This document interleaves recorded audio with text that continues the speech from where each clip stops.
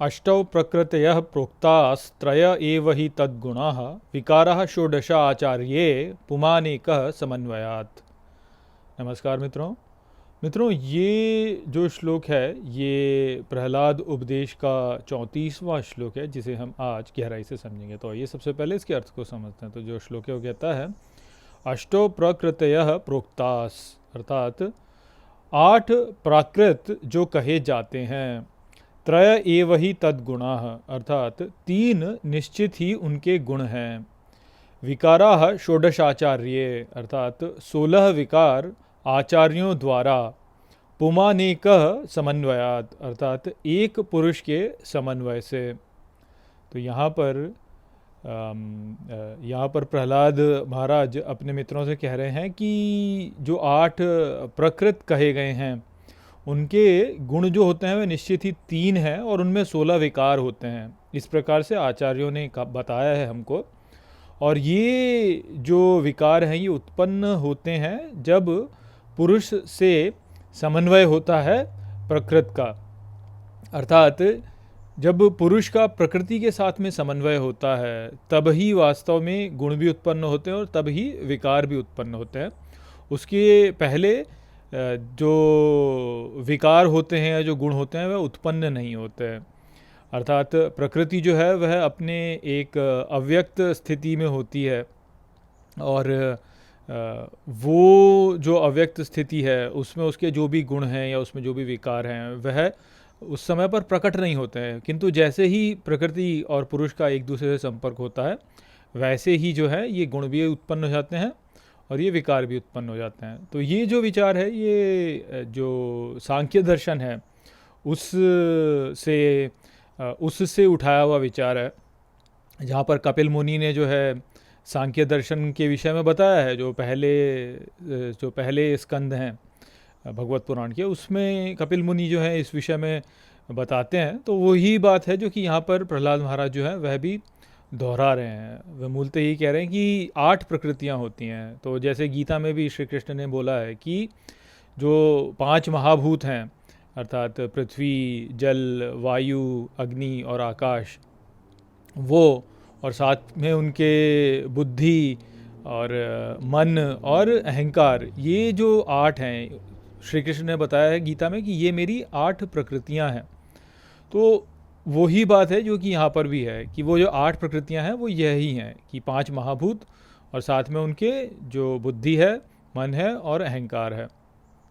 तो ये 8 प्रकृतियाँ हैं और ये जो है इनमें 3 गुण होते हैं। और ये 3 गुण जो है वो तो हम जानते हैं कि सत्व, रजस और तमस गुण हैं इनमें। और 16 विकार जो हैं वो जो 5 कर्मेंद्रियाँ हो गई, 5 ज्ञानेंद्रियाँ हो गई और फिर मन हो गया और फिर जो 5 महाभूत हैं वह जब जुड़ जाते हैं एक साथ तो ये 16 हो जाते हैं। तो ये 16 जो हैं ये विकार हैं, अर्थात कोई भी क्रिया जो होती है वह इनमें होती है। इनमें आप कह सकते हैं कि इनमें इनके द्वारा होती हैं प्रकृति में। तो ये जो सब हैं ये सब कुछ उत्पन्न होता है केवल जब पुरुष जो है वह प्रकृति के साथ में जुड़ता है। और जो वास्तविक हमारा स्वरूप है वह वास्तव में पुरुष है और प्रकृति जो है वह पुरुष की शक्ति है और इसके द्वारा ही वास्तव में सारी क्रियाएं होती हैं और जिसके द्वारा ये संपूर्ण नाटक जो है, जगत का नाटक, ये खेला जाता है। और इस नाटक को कोई व्यक्ति जो है वह यदि गंभीरता के साथ में लेता है तो वह इनसे दुखी होता है, परंतु यदि वह नाटक को केवल एक रस के रूप में देखता है तो फिर इसे एक दिव्य क्रीड़ा या दिव्य खेल के रूप में देखता है और फिर इसका आनंद लेता है। तो हमको जो बात समझनी है वो यह ही है कि ये जो नाटक है ये इन कारकों के द्वारा उत्पन्न हो रहा है। 8 प्रकृतियाँ जिनके 3 गुण हैं और 16 विकार हैं उनके द्वारा ही हो रहा है। और पुरुष जो है वह इनसे जुड़ करके ही जो है इस खेल को खेलता है और वह ये खेल खेल रहा है रस लेने के लिए। तो हम भी यदि इस संसार को महत्व ना दें और केवल जो है इसको एक खेल के रूप में देखें और फिर उसका रस लें तो हमारा जो जीवन है वह उचित दिशा में जा सकेगा। वह इस जीवन का जो रस है वो ले सकेगा और वास्तविक आनंद को प्राप्त कर सकेगा। अभी तो स्थिति ये है कि इस खेल को जो है हम इतनी गंभीरता से लेते हैं कि हम इससे इससे भय करते हैं, घबराते हैं, और ये जो खेल है ये हमें दबा देता है। किंतु वास्तव में जो हमारा स्वरूप है वह तो पुरुष है, जो कि इससे ऊपर है। तो ये जो खेल है ये तो परिवर्तन होता जाएगा इसमें। आज आप कुछ खेल रहे हैं, कल कुछ खेल रहे हैं, परसों कुछ और खेल रहे हैं। तो खेल है, उसमें कुछ ऐसा है नहीं। किंतु यदि आप उस खेल को ही जो है बहुत महत्व देने लगे तो हम आपको दुख होता है उससे। देखिए ना, जैसे कि आप मैचेस को ही देख लीजिए, क्रिकेट मैच को ही देख लीजिए। क्रिकेट मैचेस में यदि आप उसको केवल एक खेल के रूप में देखें तो हार हो चाहे जीत हो, क्या उसमें कोई भेद नहीं है। परंतु लोग जो है उसको बहुत गंभीरता से लेने लगते हैं, तो जीत होने पर जो है बहुत प्रसन्न होते हैं और हार होने पर जो है दुखी हो जाते हैं। और यदि जीत होगी तो हार भी होगी। तो इसलिए यानी यदि आप उसका आनंद लेना, उस प्रकार से खुश होना चाहते हैं कि हम जीत के खुश हुए, तो फिर आपको हार से जो दुख होता है उसके लिए भी आपको तैयार रहना चाहिए।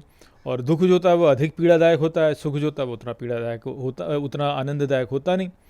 परंतु यदि हम इसको केवल एक खेल के रूप में माने और केवल उस खेल का आनंद लेना चाहें तो फिर आनंद ही आनंद है। तो वो वाली स्थिति है जो कि यहाँ पर